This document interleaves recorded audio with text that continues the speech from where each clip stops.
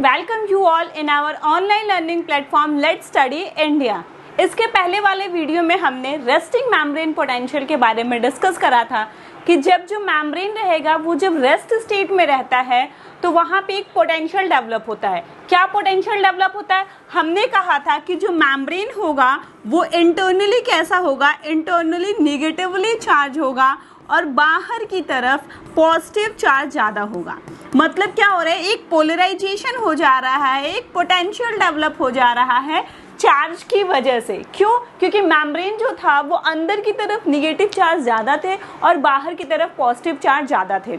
अब इसके क्या क्या 3 फैक्टर्स थे ये सब भी हमने बहुत ही डिटेल में डिस्कस कर लिया था। आज के इस वीडियो में हम एक्शन पोटेंशियल की बात करेंगे कि जो एक्शन पोटेंशियल है कैसे जो नर्व है वो ट्रैवल कर रहे हैं थ्रू द एक्सॉन, कैसे नर्व्स जो हैं वो ट्रैवल हो रहे हैं। तो चलिए स्टार्ट करते हैं। एक्शन पोटेंशियल के पहले हमें रेस्टिंग मेम्ब्रेन को जानना था, वो सब हमने जान लिया है। अब हमें एक्शन पोटेंशियल के बारे में पढ़ना है। एक्शन पोटेंशियल क्या कहता है?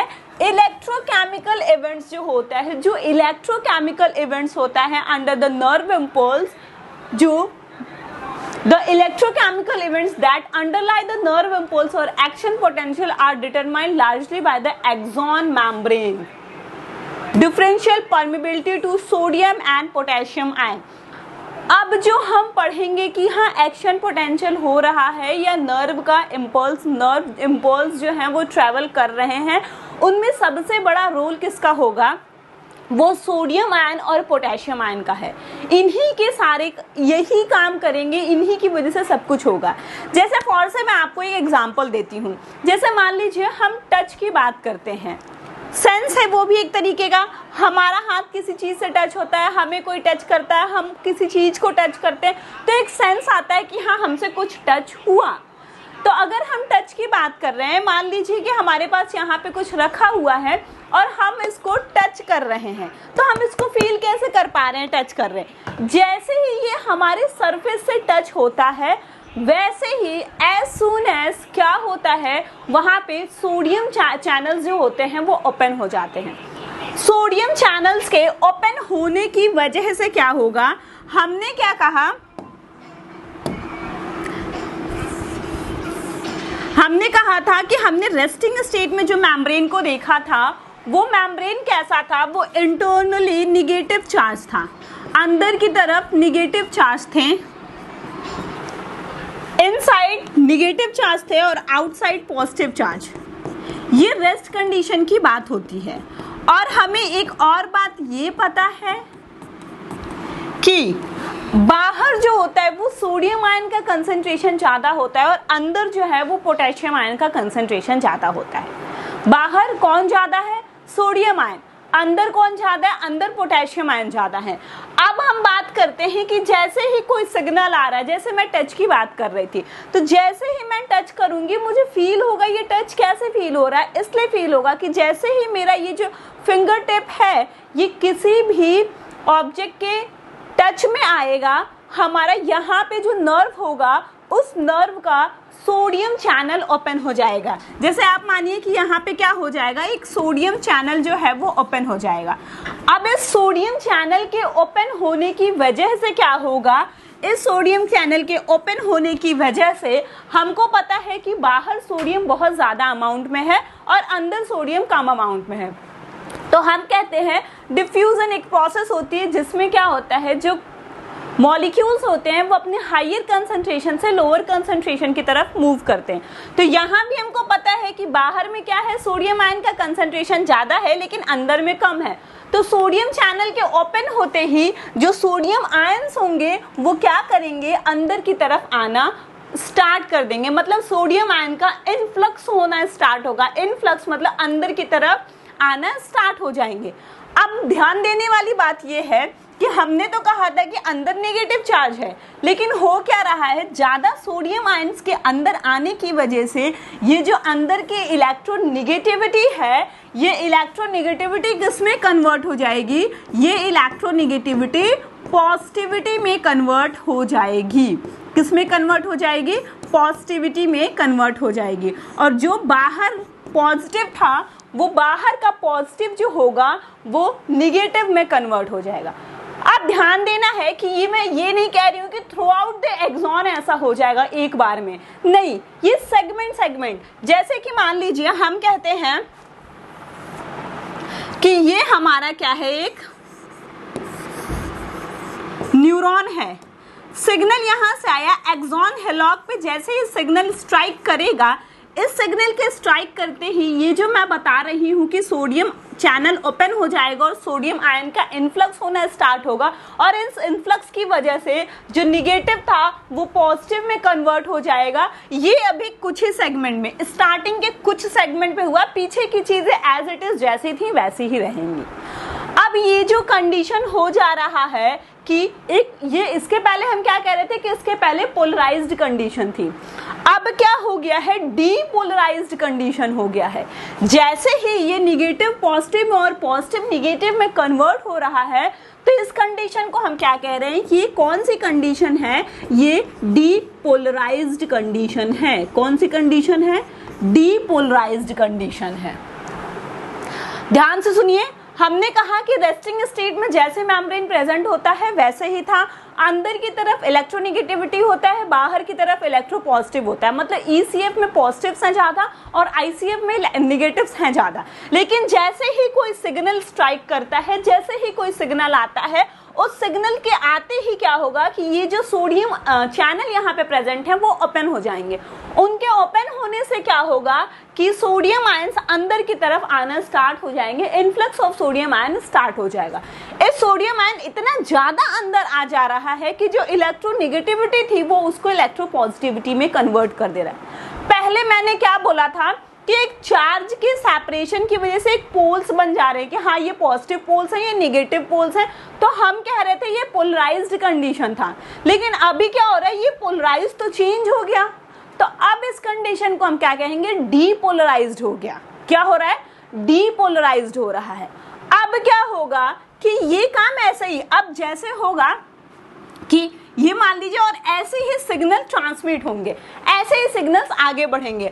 अब ये जो काम इतने दूर में हुआ है कि निगेटिव पॉजिटिव में कन्वर्ट हो गया है, अब ये क्या करेगा, ये आगे बढ़ेगा। अब ये जो पूरी घटना यहाँ पे हुई थी वही सेम वाली घटना इसके आगे होंगी, और पीछे का जो रहेगा वो वापस से अपने नॉर्मल कंडीशन में आ जाएगा। ठीक है, जैसे कि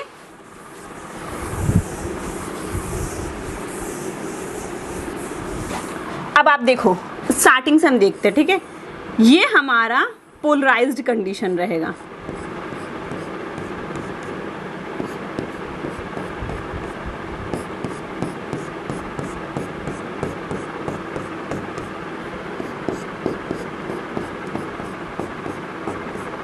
ठीक, ये कौन सा कंडीशन है, पोलराइज्ड।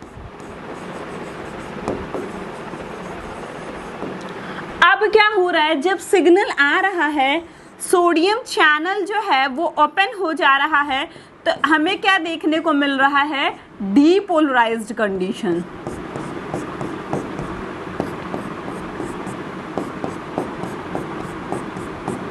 ठीक है, यहां पे क्या हो रहा है, डीपोलराइज्ड कंडीशन।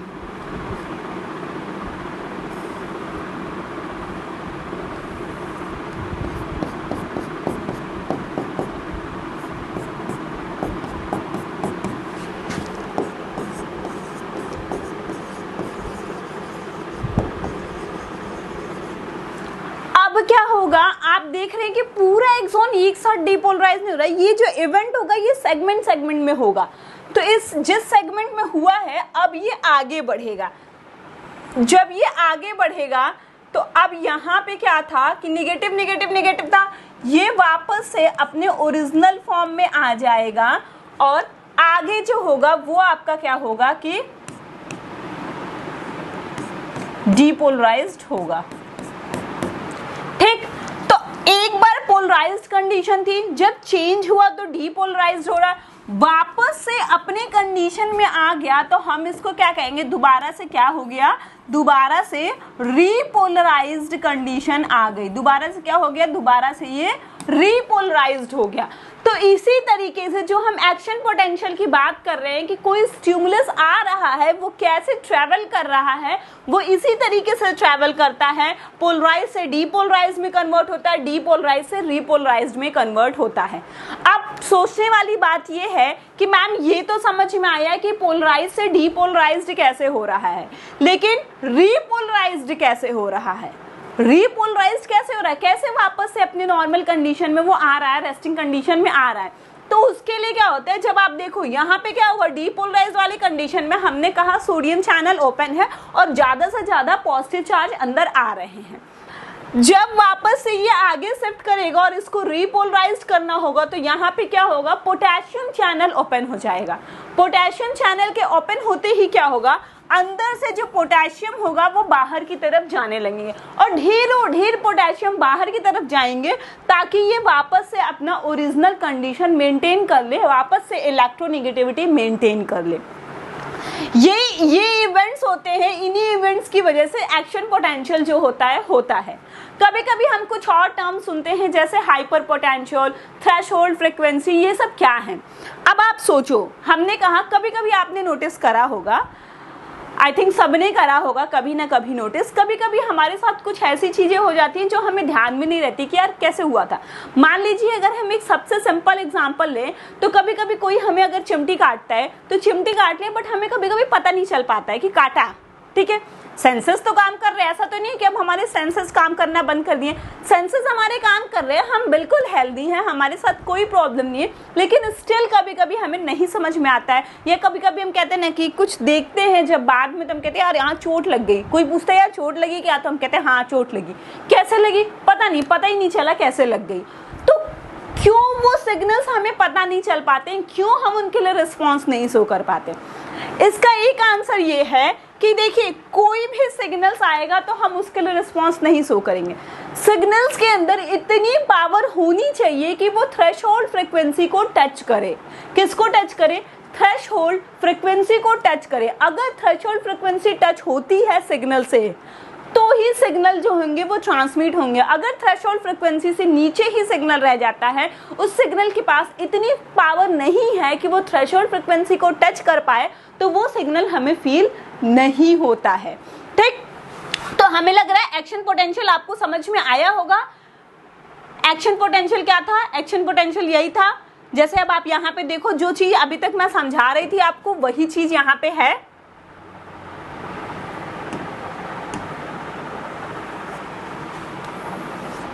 देखिए ये एक हमारा न्यूरॉन है और ये पूरा इसका एक्सॉन है और वहां पे एक्सोनल टर्मिनल है। अभी हम जो बात कर रहे हैं वो सिर्फ एक्सॉन की करेंगे। क्यों, इसमें हम इसको देख के हम क्या कह रहे हैं कि जो डायरेक्शन है हमारा एक्शन पोटेंशियल का, वो डायरेक्शन क्या है, वो डायरेक्शन ये है। ऐसे आपका सोमा से होते हुए एक्सॉन से होते एक्सॉन टर्मिनल की तरफ जो हमारा एक्शन पोटेंशियल है वो जा रहा है, वो उधर ही ट्रेवल करेगा, डायरेक्शन उसका वही है। अब हमने कहा था रेस्टिंग स्टेट में मेम्ब्रेन कैसा होता है, तो रेस्टिंग स्टेट में मेम्ब्रेन ऐसा होता है कि अंदर की तरफ खाली निगेटिव चार्ज होते हैं और बाहर की तरफ पॉजिटिव चार्ज होते हैं। ये आपको पहले वाले में दिख रहा होगा, लेकिन ये जो ग्रीन सेगमेंट दिख रहा है इतने दूर में आपको दिख रहा होगा कि अंदर की तरफ पॉजिटिव चार्ज दिख रहे हैं, तो वो यही वो कंडीशन होगी कौन सी, डीपोलराइज्ड वाली। ये इतना सेगमेंट जो है वो डीपोलराइज्ड हो चुका है।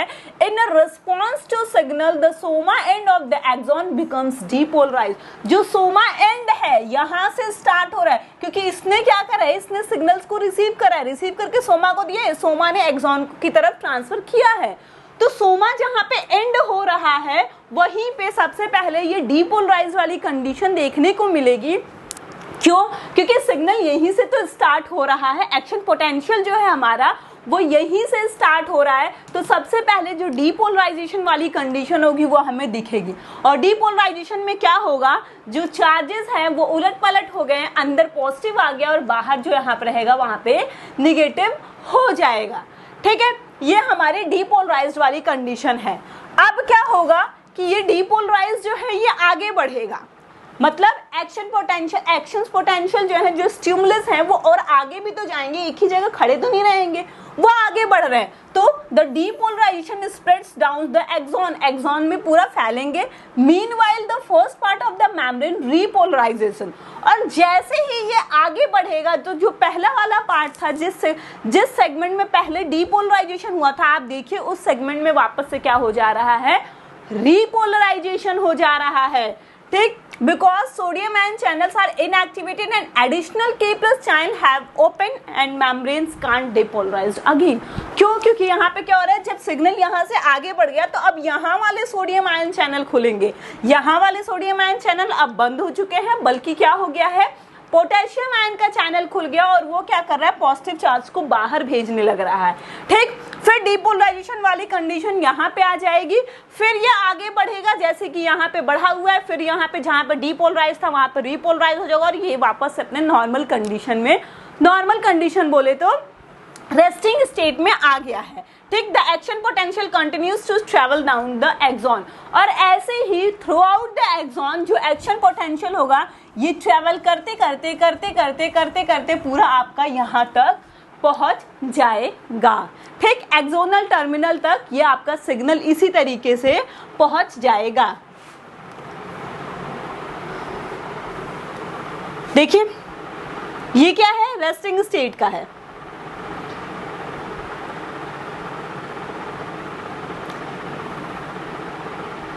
जो आपको फर्स्ट पार्ट दिख रहा है ये रेस्टिंग स्टेट का है। रेस्टिंग स्टेट में क्या हो रहा है, ये सोडियम पोटेशियम चैनल वाली बात हो रही है। रेस्टिंग स्टेट में क्या होता है, सोडियम बाहर रहते, पोटेशियम अंदर आता है, अंदर की तरफ माइनस होता है और बाहर की तरफ पॉजिटिव होता है।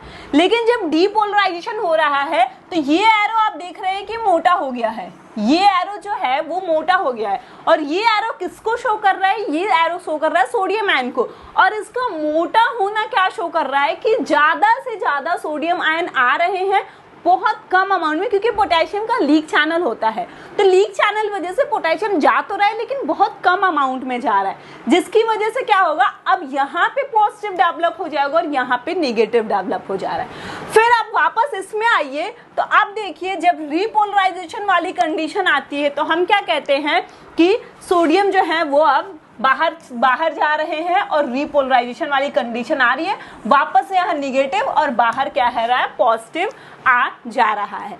आप कह सकते हो कि डीपोलराइजेशन वाली कंडीशन में इनफ्लक्स सोडियम आयन का बहुत ज्यादा हो जा रहा है। क्या हो रहा है, इनफ्लक्स, आयन, इन मतलब अंदर, इनफ्लक्स हो रहा है, और रीपोलराइजेशन वाली कंडीशन में ई फ्लक्स हो रहा है, मतलब बाहर की तरफ वो जा रहा है। ठीक, ये हो गया डायग्रामेटिक रिप्रेजेंटेशन। अब हम देखते हैं, इस ग्राफ से समझने की कोशिश करते हैं।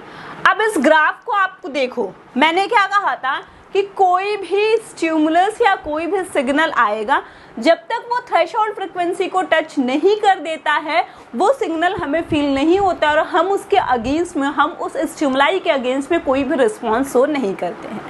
अब आप देखो, हमने कहा था जब हम रेस्टिंग मेम्ब्रेन पोटेंशियल पढ़ रहे थे तो रेस्टिंग मेम्ब्रेन पोटेंशियल में हमने कहा था कि जो रेस्टिंग मेम्ब्रेन पोटेंशियल होता है किसी भी मेम्ब्रेन का वो -70 मिली वोल्ट होता है। ठीक, तो ये देखिए ये आपका हो गया -70 मिली वोल्ट, ये हमारा क्या है, रेस्टिंग मेम्ब्रेन पोटेंशियल है। अब आप देखो कि सिग्नल्स आ रहे हैं, जो येलो कलर की लाइन आपको दिख रही है ये सिग्नल वाली लाइन रहेगी। अब आप देखो कि एक सिग्नल एक स्टिमुलस आ रहा है लेकिन वो यहीं तक जा रहा है, मतलब कहीं यहीं पे आ रहा है, और हमारा थ्रेशोल्ड फ्रीक्वेंसी कितना है, वो -55 वोल्ट है। ये सिग्नल आया तो, लेकिन इसके लिए कोई रिस्पॉन्स नहीं से हुआ। क्यों रिस्पॉन्स नहीं से हुआ, क्योंकि ये सिग्नल के पास इतनी पावर नहीं है कि वो हमारे थ्रेशोल्ड फ्रीक्वेंसी को टच कर पाए। थ्रेशोल्ड फ्रीक्वेंसी को वो टच कर ही नहीं पा रहा है तो क्या होगा कि हम इसके लिए कोई रिस्पॉन्स नहीं शो करेंगे। ये जो भी सिग्नल आएगा वो इतना पावरफुल होना चाहिए कि वो हमारी थ्रेशोल्ड फ्रीक्वेंसी को टच करे या थ्रेशोल्ड फ्रीक्वेंसी को क्रॉस करे, तभी हम उसके खिलाफ क्या करते हैं, रिस्पॉन्स शो करते हैं। लेकिन यहाँ पे ऐसा कुछ भी नहीं हो रहा है, और जिसकी वजह से क्या हो रहा है कि ये जो सिग्नल है इसके लिए हम कोई भी रिस्पॉन्स नहीं शो कर रहे हैं। ना द सेकंड, देखिए उससे ज्यादा पावर तो है इसके अंदर, लेकिन स्टिल ये भी थ्रेशोल्ड फ्रीक्वेंसी को टच नहीं कर रहा है, थ्रेशोल्ड फ्रीक्वेंसी को नहीं पा रहा है, जिसकी वजह से क्या हो रहा है, ये भी कैसा हो जा रहा है, फेल हो जा रहा है। इसके लिए भी हम कोई रिस्पॉन्स शो नहीं कर रहे हैं। लेकिन फिर एक स्टिमुलस ऐसा आ रहा है, जो थ्रेशोल्ड फ्रीक्वेंसी को टच कर दे रहा है। अब हमने क्या पढ़ा कि अगर थ्रेशोल्ड फ्रीक्वेंसी टच हो रही है तो डीपोलराइजेशन होगा। डीपोलराइजेशन होने का मतलब क्या हो रहा था कि अंदर पॉजिटिव ज्यादा हो जा रहा था। पहले अंदर क्या था, पहले अंदर निगेटिव ज्यादा था, वैल्यू क्या थी, -70 मिलीवोल्ट। अब आपका क्या होगा कि जब थ्रेशोल्ड फ्रीक्वेंसी टच हो जाएगी तो यहाँ पे फटाक से क्या होगा कि जो सोडियम आयन चैनल होंगे वो क्या हो जाएंगे, ओपन हो जाएंगे। उनके ओपन होते ही सोडियम आयन का इनफ्लक्स होना स्टार्ट हो जाएगा, और उस इनफ्लक्स की वजह से डीपोलराइजेशन वाली कंडीशन होगी। डीपोलराइजेशन आप देख रहे हो रहा है। इस डीपोलराइजेशन का मतलब क्या है कि जो हमारी वैल्यू -70 मिलीवोल्ट थी, वो वैल्यू -70 मिलीवोल्ट वाली वैल्यू पॉजिटिव में कन्वर्ट हो जाएगी, और अप्रोक्स पॉजिटिव 35 to 40, 30 to 40 के बीच में आप मान लो, 30 भी मान सकते हो, 35 भी और 40 भी मान सकते हो। इतनी वैल्यू टच कर जाती है, प्लस में चली जाती है वैल्यू, इतनी ज्यादा चली जा रही है। भाई निगेटिव था तो हम निगेटिव में वैल्यू को बता रहे थे कि -70 मिलीवोल्ट है, लेकिन अब जैसे ही स्टिमुलस आया, उसने इतना पावर था उसके पास कि उसने थ्रेशोल्ड को भी टच करा, तो फटाक से सोडियम आयन चैनल ओपन हो जाएगा, और सोडियम आयन के इनफ्लक्स होने की वजह से क्या होगा कि जो हमारा वैल्यू है वो -70 से +35 या +40 में चेंज हो जा रहा है। और इसी कंडीशन को हम क्या कहते हैं, डीपोलराइजेशन। आप देखो ग्राफ कैसे ऊपर जा रहा है, ऊपर जाने का मतलब यही दिखा रहा है ना, ये यहाँ पे 0 है, इसके इधर निगेटिव में वैल्यू है, इधर पॉजिटिव में वैल्यू है, तो ये ग्राफ का पीक आप देखो ये यहाँ पे जा रहा है। इट मीन्स कि कहीं यहाँ पे तो -+35 या +40 के अप्रोक्स क्या हो जाता है, इसकी वैल्यू हो जाती है। अब जब एक बार ऐसा हो गया, मतलब इतना इम्पल्स ट्रैवल कर लिया, तो अब हमको उसको रीपोलराइज भी तो करना है, वापस से रेस्टिंग स्टेट में भी लाना है। अच्छा, एक क्वेश्चन और उठता है यहाँ पे कि रेस्टिंग स्टेट में लाने की जरूरत क्यों पड़ रही है। रेस्टिंग स्टेट में लाने की जरूरत इसलिए पड़ रही है क्योंकि अगर हम इसको रेस्टिंग स्टेट में नहीं लाते हैं, जब तक ये एक बार सिग्नल्स को ट्रांसफर करता रहता है, अगर मेम्ब्रेन एक बार डीपोलराइज्ड है, उस टाइम में अगर कोई दूसरा सिग्नल आ रहा है तो वो उसके लिए कुछ भी करेगा नहीं, वो उस सिग्नल को रिसीव नहीं करेगा। भाई वो ऑलरेडी इंगेज्ड है, कुछ ना कुछ काम कर रहा है, तो वो उसी सेम टाइम पे दूसरे सिग्नल को कैसे रिसीव कर सकता है। और हम चाहते हैं कि भाई सारे सिग्नल्स रिसीव हो, इसीलिए फटाक से डीपोलराइजेशन के बाद रीपोलराइजेशन की जरूरत पड़ती है कि वापस से तुम अपने इनिशियल स्टेट में आ जाओ, वापस अपने ओरिजिनल स्टेट में आ जाओ, ताकि कोई दूसरा सिग्नल आ रहा होगा तो उसको भी तुमको रिसीव करना है। समझ में आ रहा है रीपोलराइजेशन की जरूरत क्यों पड़ रही है। रीपोलराइजेशन की जरूरत इसीलिए पड़ रही है क्योंकि दूसरा सिग्नल जो होगा वो रिसीव होगा, और ये जो प्रोसेस हो रहा है कि इतनी प्रोसेस हो रही है, इस टाइम में वो किसी दूसरे सिग्नल्स को रिसीव नहीं कर रहा है, किसी दूसरे सिग्नल्स के लिए कोई रिस्पॉन्स नहीं शो कर रहा है, उस पीरियड को हम एक नाम देते हैं और वो नाम होता है रिफ्रैक्टिव पीरियड।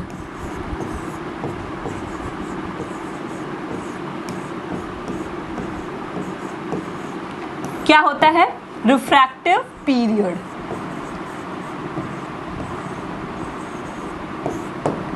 ठीक, तो रिफ्रैक्टिव पीरियड में क्या होता है, रिफ्रैक्टिव पीरियड में वो कोई भी नया सिग्नल रिसीव नहीं करेगा, किसी भी नए सिग्नल के लिए रिस्पॉन्स शो नहीं करेगा।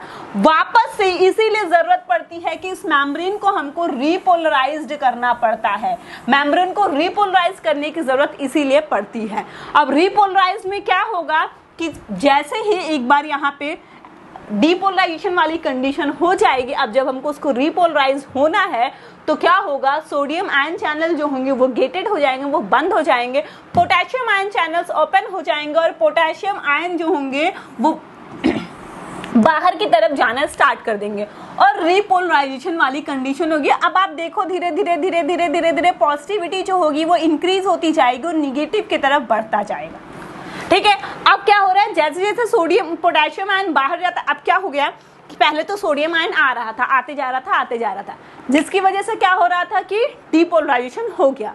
अब क्या हो रहा है, सोडियम आयन का आना भी बंद हो गया है और जो अंदर पॉजिटिव प्रेजेंट है पोटेशियम आयन वो बाहर भी जाने लगा है कि भाई हम जा रहे हैं बाहर, हम मैनेज कर दे रहे, तुम टेंशन मत लो। तो उसको वो मैनेज करने के लिए बाहर भी जाने लगा और इन भाई साहब को रोक भी दिया गया। अब ना ये अंदर आ भी नहीं रहे और ये बाहर जा भी रहे हैं। तो इसकी वजह से क्या हो रहा है, जो पॉजिटिविटी टच हुई थी, इतनी ज्यादा पॉजिटिविटी हो गई थी, वो पॉजिटिविटी जैसे जैसे सोडियम आयन बाहर जाता जाएगा पॉजिटिविटी घटती जाएगी और मेम्ब्रेन जो है वो वापस से निगेटिव की तरफ बढ़ता चला जाएगा। देखिए आप धीरे धीरे ग्राफ गिर रहा है। अब बात आती है इस लाइन की, ये हमारा रेस्टिंग मेम्ब्रेन पोटेंशियल था -70 मिलीवोल्ट, लेकिन क्या हो रहा है, पोटेशियम आयन निकले जा रहा है, उसको रोकने वाला कोई नहीं, अब वो अपने मन का हो गया, निकले ही जा रहा है। इसकी वजह से क्या हो रहा है, ज्यादा पोटेशियम आयन बाहर निकल जाता है। ये मेम्ब्रेन की जो वैल्यू है वो रेस्टिंग मेम्ब्रेन पोटेंशियल से भी ज्यादा इलेक्ट्रोनिगेटिव हो जा रही हैं और इसी कंडीशन को हम क्या कहते हैं, हाइपरपोलराइजेशन।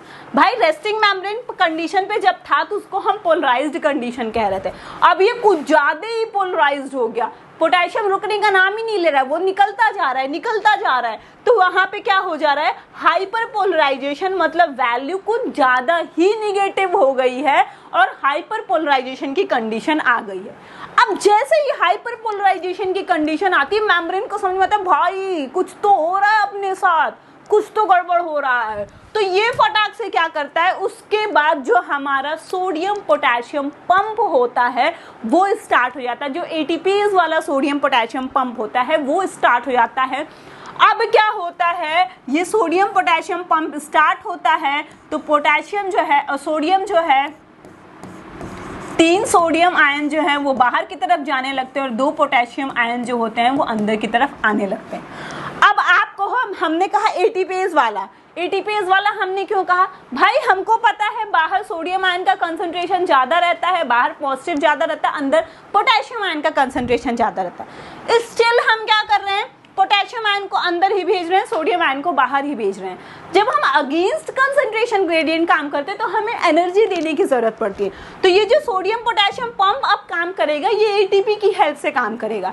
अब क्या होगा, 2 पोटेशियम अंदर आएंगे और 3 सोडियम जो है वो बाहर निकलते जाएंगे और फिर उसके बाद क्या होगा, ये मेम्ब्रेन जो है ये धीरे धीरे रिकवर करके अपने रेस्टिंग स्टेट में, अपने नॉर्मल स्टेट में वापस आ जाएगा। पूरी कहानी कितनी लंबी कहानी हो रही है, एक अगर स्टिमुलस आ रहा है उसके पास इतनी पावर होनी चाहिए कि वो थ्रेशोल्ड फ्रीक्वेंसी को टच करे।